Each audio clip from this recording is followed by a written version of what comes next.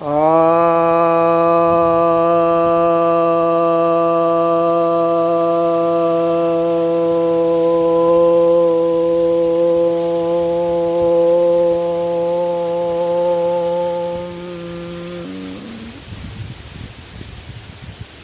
भक्तजनों को सप्रेम नमन। भक्तों, आपकी जिज्ञासाओं का समाधान लेकर आया हूँ। आज ज़्यादा समय नहीं है तो आपकी 2 जिज्ञासाओं का समाधान करूँगा बस।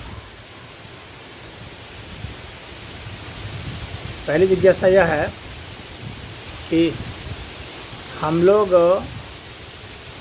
पैदा हुए हैं या विकसित हुए हैं।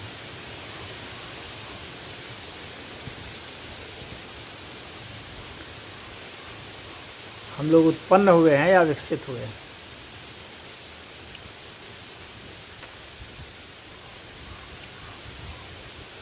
अब यह उत्पन्न होना जो है, यह अलग अलग लोगों के लिए अलग अलग मीनिंग रखता है। कोई किस अर्थ से उत्पन्न होना समझ रहा है। उत्पन्न होना किस चीज़ से? क्या शून्य से उत्पन्न होना संभव है? इस्लाम और ईसाईयत ये तो शून्य से उत्पत्ति बतला देते हैं, लेकिन शून्य तो कुछ होता ही नहीं है। शून्य कहते उसी को है जो कुछ नहीं हो। जो कुछ नहीं है उससे कभी कुछ नहीं हो सकता। सदैव कुछ से ही कुछ होता है।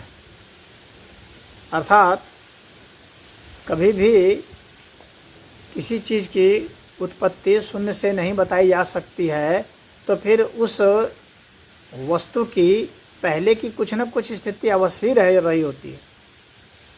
अर्थात कोई भी वस्तु ऐसी नहीं है जो पहले कभी थी ही नहीं।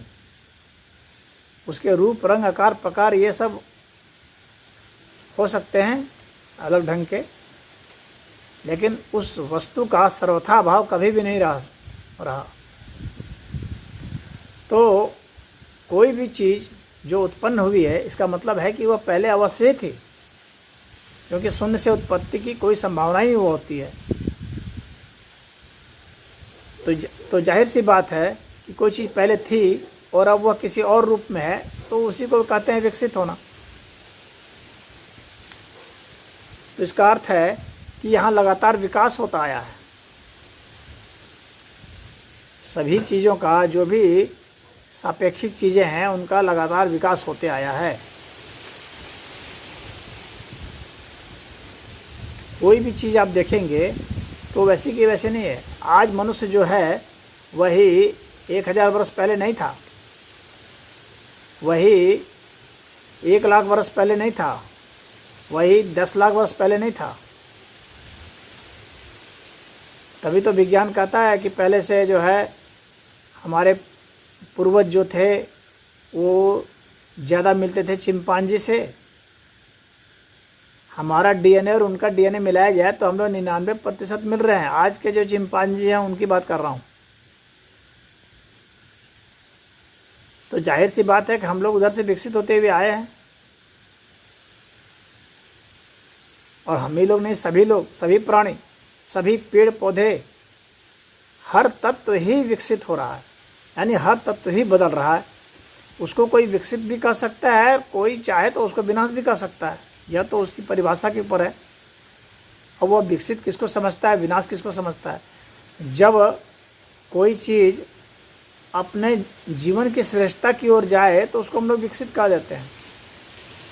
और कोई चीज़ जब अपने जीवन को खोने की ओर बढ़े तो हम लोग विनाश कर देते हैं। जैसे एक मनुष्य वृद्ध हो रहा है तो उसको हम विकसित कहेंगे या विनाश की ओर जा रहा कहेंगे?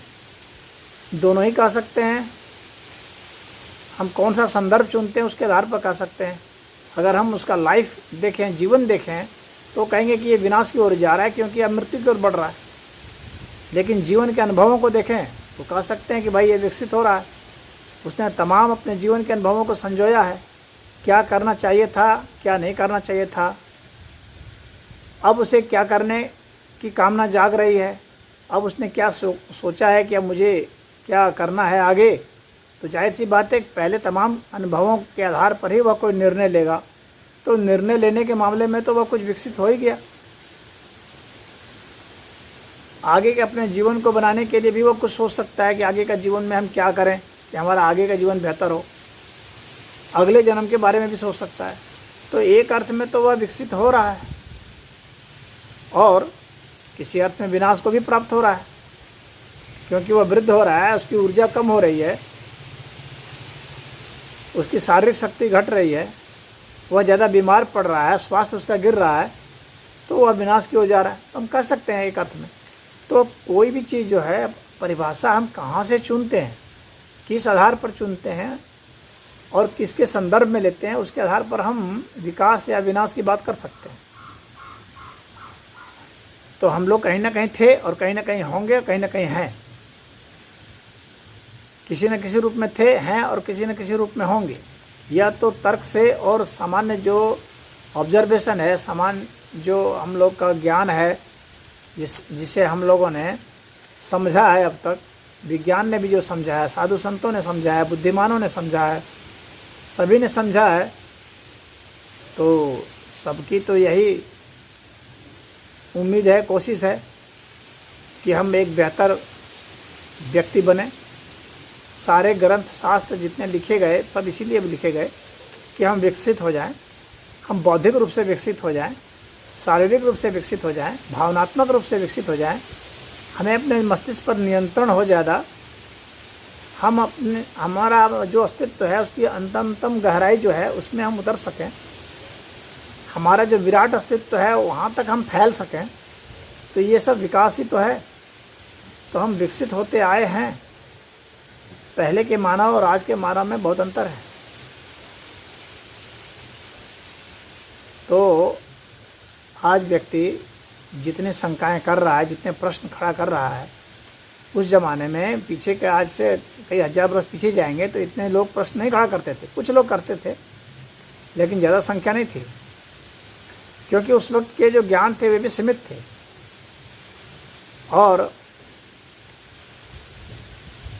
उनका प्रचार प्रसार भी सीमित था, ग्रंथ भी सीमित थे, क्षेत्र भी सीमित थे। अभी तो कितने कितने क्षेत्र बन गए हैं। विज्ञान की बात करें तो 100 प्रकार के विज्ञान बन चुके हैं, एक एक में कितनी कितनी कैटेगरी बन चुकी है, सब में इतने इतने रिसर्च हो रहे हैं। तो जाहिर सी बात है कि हम लोग विकसित होते आ रहे हैं। यह मनुष्य की और अन्य प्राणियों की बात नहीं कर रहा हूँ। जितने भी तत्व हैं, लोहा, सोना, चांदी, तांबा, ये सब भी विकसित हो रहे हैं। ऐसा नहीं सोचना चाहिए कि ये लोहा वैसे का वैसा ही है।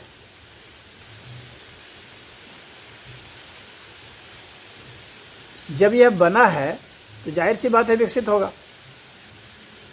विज्ञान तो कहता है कि जब शुरुआत हुई ब्रह्मांड का, जब बिग बैंग हुआ तो उस समय तो लोहा था नहीं, सोना चांदी तो थे नहीं, उस समय तो ये सब नहीं थे।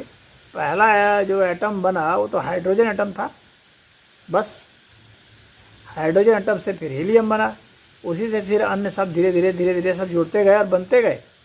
तो आयरन की जो उत्पत्ति है वो तो बाद की है, और यहाँ उत्पत्ति किसी उसी हाइड्रोजन का ही विकास होते होते तो आयरन तक आया। तो उस अर्थ में हम देखेंगे विकास। तो अब जो है वह धीरे धीरे आगे बढ़ते बढ़ते और कई अरबों खरबों वर्ष के बाद कुछ और होता चला जाएगा। तो सभी में परिवर्तन होते हैं, होते रहेंगे, हर तत्व में होते हैं। तो यह विकास की धारा है, तो ये चलता ही रहेगा। और जो उत्पत्ति की बात है, तो हम उत्पत्ति कहाँ से मानते हैं यह हमारे ऊपर निर्भर करता है कि हम किस स्तर से कहते हैं कि यह मैं हूँ। हम लोग तो पहले भी थे, लेकिन हम अपनी पहचान को कहाँ कहते हैं कि यह मैं हूँ। जैसे मैंने उदाहरण दिया लोहे का, लोहा कहाँ से कहेगा कि मैं आपसे यहाँ से हूँ। या तो उसके ऊपर निर्भर करता है कि वो अपनी पहचान को कहाँ तक ले जाता है, कहाँ तक ले जाना चाहता है। हाइड्रोजन तक भी ले जा सकता है कि वहाँ से विकसित होते हुए आए। तो हम लोग भी अपने पीछे जा सकते हैं और भी बहुत पीछे जा सकते हैं। एक बंदर से आए हैं, बंदर कहाँ से आए हैं, तो उनके भी पीछे जब जाएंगे धीरे धीरे विज्ञान बतलाता है कि पहले बहुत छोटे छोटे प्राणी बने, कुछ कुछ कोशिकाओं वाले प्राणी बने, उसके बाद ये सब बने।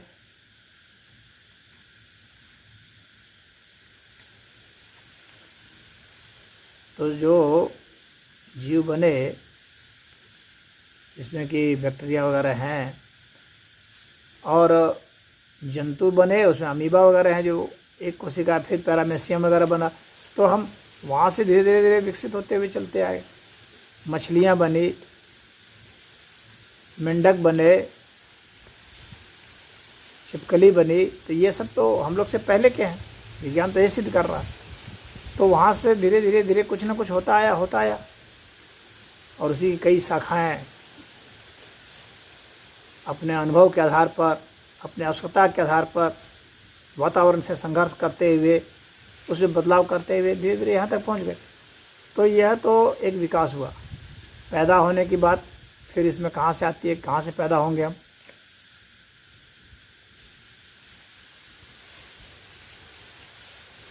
मुझे उम्मीद है कि आप समझ गए होंगे जो मेरा मंतव्य है। तो इतना से उत्तर से आपको हल मिल गया होगा, और अगर आपको इसमें कोई शंका है तो आप फिर कमेंट करेंगे, उसके ऊपर फिर कुछ विचार प्रकट किया जाएगा। ओम हरि।